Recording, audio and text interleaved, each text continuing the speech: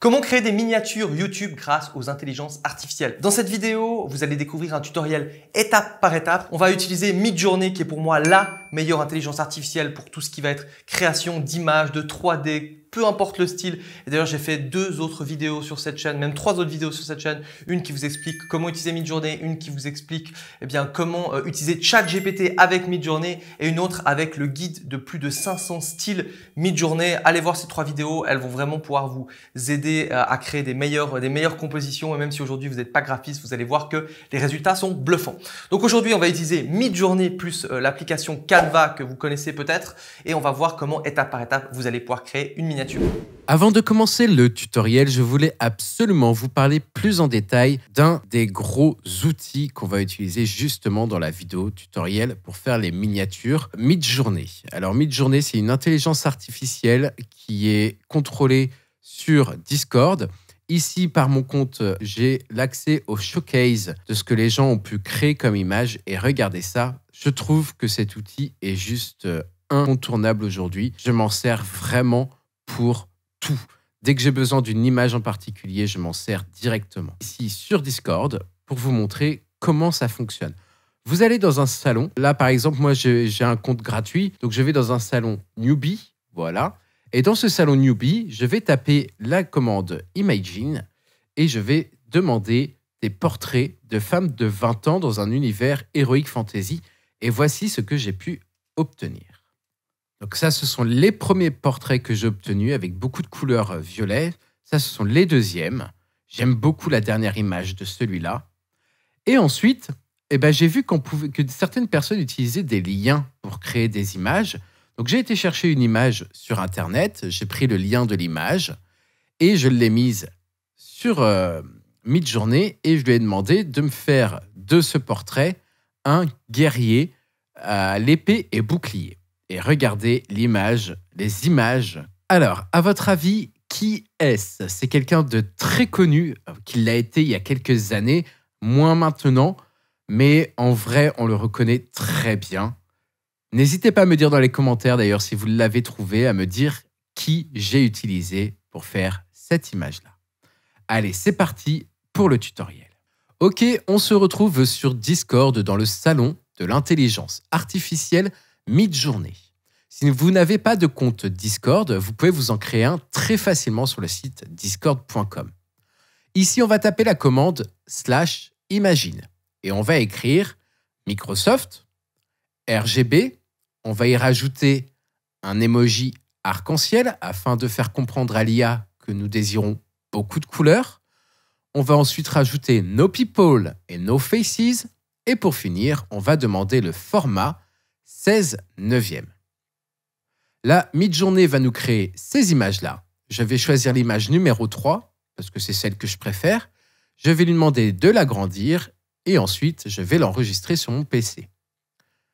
Après ça, je vais demander encore une fois à Midjourney une nouvelle image. On retourne écrire la commande /imagine et là, je vais écrire portrait d'un homme d'une trentaine d'années avec une réaction de surprise, ultra réaliste, 4K. Et on obtient donc cette image-là. J'ai dû aller la récupérer directement dans ma galerie sur le site de Midjourney, car sur Discord, il y avait trop de monde et impossible de retrouver l'image qu'il m'avait créée. Maintenant qu'on a notre image de fond et notre image d'homme surpris, on va se retrouver sur le site de canva.com.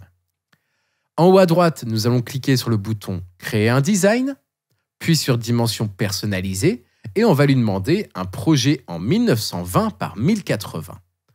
Puis on clique sur « Créer ». Une fois que le projet est créé, on va aller sur l'outil à gauche « Importer », puis sur « Importer des fichiers » et là, on va donc choisir les 2 images récupérées sur Midjourney. Je vais dans un premier temps prendre l'image du PC, je double-clique dessus et ça me l'ajoute directement dans le projet. J'ai plus qu'à la redimensionner, clic droit et définir l'image comme arrière-plan. Maintenant, je double-clique dessus parce que je veux la redimensionner encore plus afin que le PC soit placé plus à gauche. Donc, j'agrandis mon image et je la replace correctement. Une fois que ça c'est fait, j'ai juste à appuyer sur la touche « Entrée » et ça me met l'image en arrière-plan directement. Je vais désormais rajouter au projet l'image de l'homme. Je vais supprimer son arrière-plan. Pour ça, je vais utiliser l'outil Modifier l'image, puis Suppression d'arrière-plan. Cet outil est disponible si vous avez un abonnement payant à Canva. Si ce n'est pas le cas, je vais vous montrer une autre manière très simple et gratuite de le faire. Vous allez sur Google et vous recherchez Future Tool. On va sur le premier site. Ensuite, sur le site, on tape dans la barre de recherche Remove Background. Là, il va nous proposer plusieurs solutions. Nous allons choisir celle-ci, REMBG. Sur REMBG, on a juste à uploader notre image. Une fois que c'est fait, le site va supprimer automatiquement le fond. On n'aura plus qu'à la télécharger de nouveau, mais cette fois-ci sans le fond. Une fois que tout ça c'est fait, on se retrouve de nouveau sur Canva. Là, sur Canva, on va récupérer notre image sans le fond et je vais la redimensionner et la placer en bas à droite. Je voudrais que l'homme regarde dans la direction du PC. Pour cela, je vais devoir aller chercher l'outil dans la barre d'outils en haut, retourner et faire un retournement horizontal. Voilà, maintenant l'homme regarde dans la bonne direction, il regarde le PC. Ensuite, je voudrais rajouter le logo de Google Chrome à ma miniature. Je vais donc sur Google et je recherche logo Google Chrome. Et je le récupère dans le format PNG avec un fond transparent. Une fois que c'est fait, je vais aller la rajouter à mon projet Canva. Je la redimensionne et je la place ici pour le moment. Tout d'abord, je veux rajouter un effet de glitch à ce logo. Pour cela, je vais cliquer dessus pour le choisir. Je vais aller sur Modifier l'image dans la barre d'outils en haut, chercher l'outil Découpe et ensuite, on va choisir le paramètre haché. Et ici, on va pouvoir modifier ce paramètre. On va mettre position 0,71, offset 0,1, découpe 8. Voilà, ça c'est fait. Maintenant, je veux rajouter un autre effet à mon logo. C'est un effet d'ombre portée.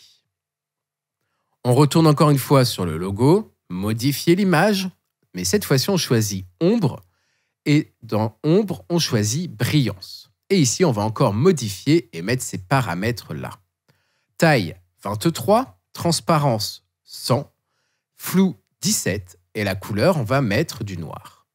Maintenant je vais redimensionner le logo et le placer à ce niveau-là dans le PC, afin de donner l'impression que c'est lui qui a cassé le PC. Maintenant, on retourne sur l'image de l'homme. Une fois que j'ai placé le logo dans le PC, on retourne sur l'image de l'homme à droite et on va le modifier aussi pour lui mettre la même ombre que pour le logo afin de le faire ressortir de l'arrière-plan.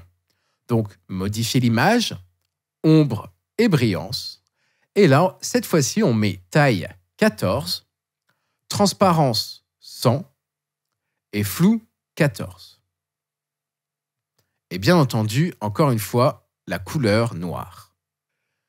C'est bon, nos images sont désormais correctement placées pour la miniature. Il ne nous reste plus qu'à rajouter un texte. Pour cela, on va aller à gauche sur l'outil Texte. On va ensuite cliquer sur Ajouter un titre. Voilà, une fois que ça c'est fait, une fenêtre de texte apparaît sur notre projet. Je vais aller sur Effet et choisir Arrière-plan. Là, on va modifier et mettre la couleur noire et une transparence à 80. Ensuite, je vais écrire ce texte. Chrome est cassé. Donc, je clique sur le titre, voilà, en surbrillance, et j'écris Chrome est cassé. Le souci, c'est qu'il m'écrit ça avec une lettre majuscule au début, mais le reste est en minuscule. Donc, on va tout reprendre et on va cliquer sur l'outil majuscule. Voilà. Une fois que ça c'est fait, je vais ensuite agrandir la taille de mon texte en 80. Je retourne ensuite à gauche dans les paramètres de l'arrière-plan et je vais mettre arrondissement des angles à 20. Parfait. Mon texte est créé. Je vais désormais le placer correctement sur mon projet. Je vais le mettre juste en dessous du logo de Google Chrome afin que le texte mette en avant le logo. Et voilà, notre miniature est désormais terminée. Il ne nous reste plus qu'à la télécharger. On va donc aller en haut à droite sur le bouton Partager, puis on va sur Télécharger Et là, on va pouvoir choisir ce que l'on veut. On peut choisir le type de fichier que l'on souhaite, PNG, JPG, PDF, etc. On peut modifier la taille de notre projet. Nous, on va rester sur 1920 par 1080. Mais si par exemple, vous voulez travailler sur des choses avec beaucoup de détails, donc vous allez avoir des projets très grands, vous pouvez ensuite le rétrécir pour avoir un fichier qui vous correspond. Si vous avez l'abonnement payant, vous allez avoir aussi ces 3 paramètres supplémentaires. L'arrière-plan transparent qui est utile pour le format PNG afin d'obtenir une image avec un fond transparent. Compresser le fichier, qualité inférieure par exemple pour une miniature YouTube, le poids maximal d'un fichier étant de 2 mégaoctets. Vous pouvez donc le diminuer ici si besoin. Et enfin, enregistrer vos paramètres de téléchargement pour ne pas avoir besoin de les refaire à chaque fois que vous désirez télécharger votre travail de Canva. Et maintenant, on clique sur télécharger. Voilà désormais ma miniature finale. Si vous avez aimé ce tutoriel, n'hésitez pas à vous abonner à la chaîne, à activer la petite cloche afin de recevoir les notifications pour les prochaines vidéos qui sortiront. Voilà, donc si vous voulez aller plus loin avec Midjourney, les liens sont dans la description des différentes autres vidéos qui vont vous permettre de pousser un petit peu cet outil. Pour moi, c'est vraiment le meilleur outil du marché pour tout ce qui va être design. Chaque fois, je suis bluffé.